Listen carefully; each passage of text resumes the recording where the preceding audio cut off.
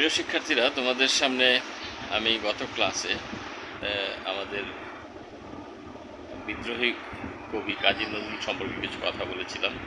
যেহেতু বিদ্রোহী কবিতাটি আমরা আলোচনা করছি এবং সেই প্রেক্ষাপটে আমাদের জাতীয় কবি বিদ্রোহী কবি কাজী নজরুল সম্পর্কে আমার আলোচনাটি একটু বড়সড় আকারেই করতে হচ্ছে। আর যেটি সত্যি কথা, নজরুলের প্রতিভা বিচার করতে গেলে একটি ক্লাসে বা 1 ঘন্টা 2 ঘন্টার ক্লাসে সম্ভব নয়। আমরা যারা সাহিত্যের ছাত্র, আমরা যারা সাহিত্য নিয়ে কাজ করি, আমরা যারা সাহিত্যের শিক্ষক এবং শিক্ষার্থীরা, তোমরাও জানো কাজী নজরুল একটি বিশাল ভান্ডার। কাজী নজরুল শুধু একজন কবি নন, কাজী নজরুল একজন নাট্যকার নন, সুরকার নন, কিংবা গীতিকার নন, শিল্পী নন, অথবা একজন অভিনেতা নন। কাজী নজরুলের প্রতিভা একটি বিশাল মহিরূহ। বিশ্ব সাহিত্য আলোচনা করলে এরকম একাধিক বিভাগ সাহিত্যের এবং বিভিন্ন ধারায় এই ব্যতিক্রমী প্রয়াস যে কজন কবি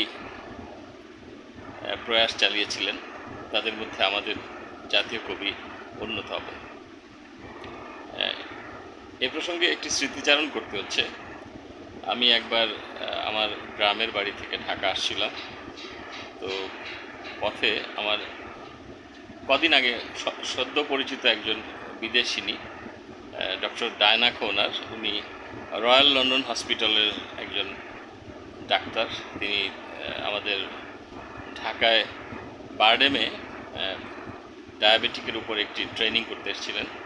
তো উনি পিরোজপুরে গিয়েছিলেন আমার গ্রামের বাড়ি, সেখানে একটি হেলথ ক্যাম্পে, এবং ঢাকায় বসে সপ্তাহখানেক আগে পরিচয় হয়েছিল তার সাথে। এবং আমি দেখলাম হঠাৎ করে উনি, আমি যে জাহাজে করে আসছি পিরোজপুর থেকে ঢাকায়, সেই জাহাজে আছেন।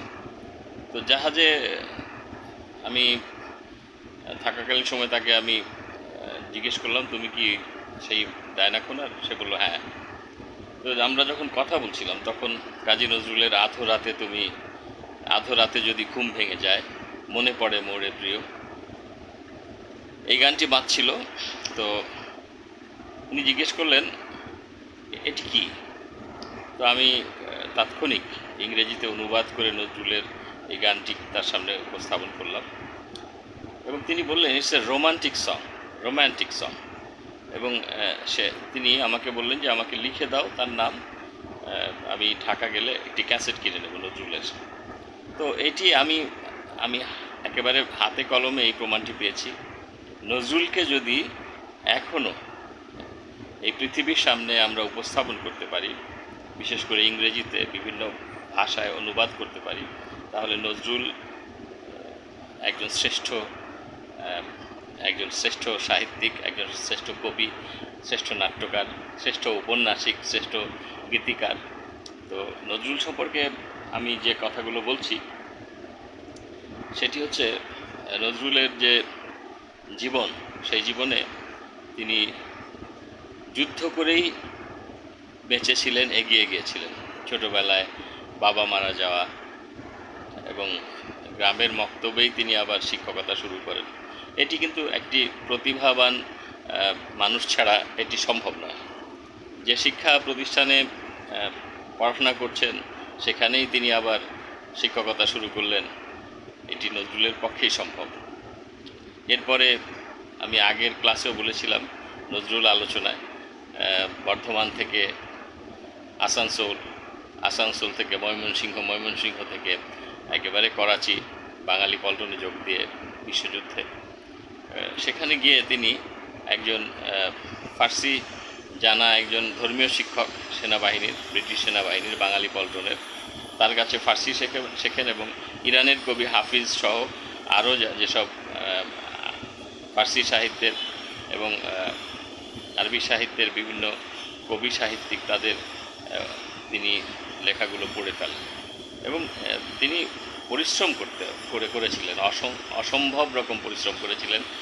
বিশ্ব সাহিত্যে তিনি একটি একটি করে বিশ্ব সাহিত্যের পাতা উল্টোচ্ছিলেন এবং ফলশ্রুতিতে আমরা দেখতে পাই নজরুলের কাব্যে আমরা আরবি, ফার্সি, উর্দু সহ বিভিন্ন শব্দ আমরা চমৎকারভাবে ব্যবহৃত হয়েছে আমরা দেখতে পাই এবং এটি কিন্তু একটি অসাধারণ দৃষ্টান্ত বিশ্ব সাহিত্যে এবং বাংলা সাহিত্যে যে একজন কবি, একটি ভাষার একজন সাহিত্যিক বিভিন্ন বিদেশি ভাষাকে সাবলীলভাবে, বিদেশি ভাষা ব্যবহার করা যায় কিন্তু নজরুলের মতো এত সাবলীলভাবে বিদেশি ভাষাকে বাংলা ভাষায় ব্যবহার করা আর কারো পক্ষেই সম্ভব হয়ে ওঠেনি।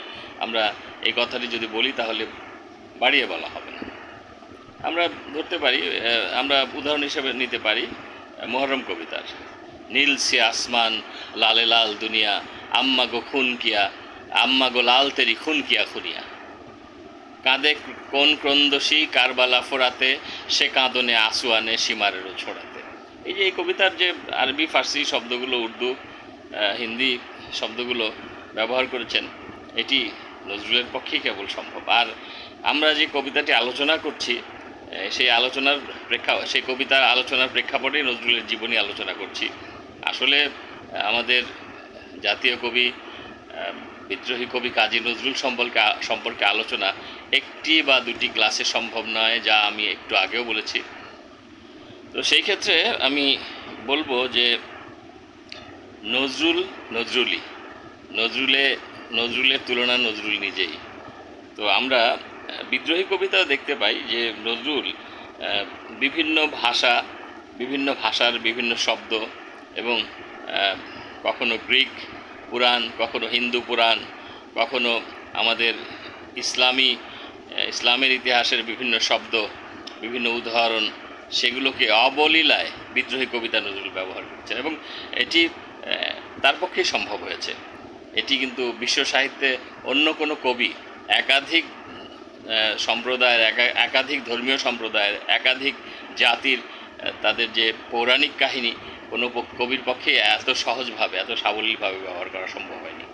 তো আমার আলোচনা চলতে থাক, কারণ নজরুল সম্পর্কে তোমরা যত জানতে পারবে, বিশেষ করে আমাদের উচ্চ মাধ্যমিক শ্রেণীতে পাঠ্য যদিও বিদ্রোহী কবিতাটি, কিন্তু শিক্ষার্থীরা তোমরা যারা উচ্চ মাধ্যমিকের পরে বাংলা সাহিত্যে স্নাতকোত্তর বিভিন্ন কোর্সে ভর্তি হবে, তাদের জন্য নজরুল সাহিত্য আলোচনা এবং নজরুলকে নিয়ে জানা, এটির কিন্তু শেষ নেই।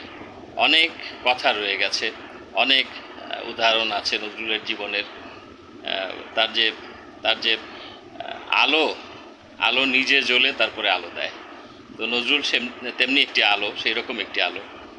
তিনি জীবনে শৈশবে ছিলেন দুঃখ মিয়া, একটু বয়স হওয়ার পরে তিনি অনেক পরিশ্রম করেন, সেনাবাহিনীতে চাকরি করেন, তারপরে তিনি সেখান থেকে ফিরে এসে কলকাতায় আবার তার যে নতুন জীবন শুরু করেন, তিনি সংসার জীবন শুরু করেন এবং সেই সময় তার জীবনে অনেক ঘটনা ঘটে। যেমন তার সন্তান বুলবুল মারা যায় এবং তখন কিন্তু নজরুল একটু অভাবে ছিলেন, একটু মানে অভাব অনটনের মধ্যেই ছিলেন এবং ওই মৃত্যুটা তার জন্য এতটা শোকের বিষয় ছিল যে তিনি সহ্য করতে পারছিলেন না, সইতে পারছিলেন না এবং এই বুলবুলের মৃত্যুর কাহিনী তিনি তার গানে লিখেছিলেন, ঘুমিয়ে গেছে শান্ত হয়ে আমার গানের বুলবুলি।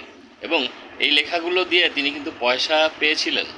দুঃখজনক হলেও সত্য, নজরুলকে প্রকাশকরা, বিভিন্ন গ্রামোফোন কোম্পানিগুলো ব্যবহার করেছিল এবং এক সময় কিন্তু নজরুলের হাতে পয়সা কড়ি এসেছিল, তাকে একটি গাড়ি কিনতে হয়েছিল। এই পয়সা দিয়ে তিনি একটি গাড়ি কিনেছিলেন। আর তোমরা যারা এখন এই যুগের শিক্ষার্থীরা ইন্টারনেটে দেখবে একটি ভক্সওয়াগন টাইপের গাড়িতে নজরুল, তার সন্তানরা বসে আছেন এবং কাজী নজরুল ইসলাম পাশে দাঁড়ানো, এরকম একটি ছবি আমিও দেখেছি। তো যাই হোক, তিনি চড়াই উতরাই পার হয়েছিলেন তার জীবনে এবং এই জীবনে তিনি অনেক কষ্ট দুঃখ সহ্য করেই তাকে এগিয়ে যেতে হয়েছিল এবং তিনি একজন দাপুটে কবি, দাপুটে সাহিত্যিক বলেই তিনি এই সব কষ্টকে, সব জীবনের সব সব দুঃখ, ব্যথা বেদনাকে জয় করতে পেরেছিলেন। তার জীবনের এক সময় এক পর্যায়ে নেমে আসে অসুস্থতা। তিনি ধীরে ধীরে অসুস্থ হতে থাকেন এবং শেষ দিকে কাজী নজরুল অসুস্থ হয়ে যান এবং দুর্ভাগ্যজনকভাবে তার স্ত্রী প্রমীলা দেবীও তিনিও অসুস্থ হয়ে পড়েন। এবং কিছু ছবি তোমরা দেখবে ইন্টারনেটে, বিভিন্ন জায়গায়, বিভিন্ন পোর্টালে আমরা দেখতে পাই যে প্রমীলা দেবী কাজী নজরুলকে খাইয়ে দিচ্ছেন অসুস্থ অবস্থায়। তো এই জিনিসগুলো নজরুলের জীবনে সত্য, আর একজন সাহিত্যিকের জীবনে এই সত্যটা আরও মূল্যবান একটি সত্য যে যতই জীবনের উত্থান পতন আসুক না কেন, লিখে যেতেই হবে। নজরুলকে তাই করতে হয়েছিল এবং শেষ পর্যায়ে নজরুল হঠাৎ করে আমাদের সবাইকে কষ্ট দিয়ে, অবাক করে দিয়ে অসুস্থ হয়ে পড়েছিলেন। তো আজকের ক্লাস এখানেই শেষ। আমরা পরবর্তী ক্লাসে তোমাদের সামনে আরও একটু আলোচনা করে বিদ্রোহী কবিতায় আমরা প্রবেশ করব। ধন্যবাদ সবাইকে।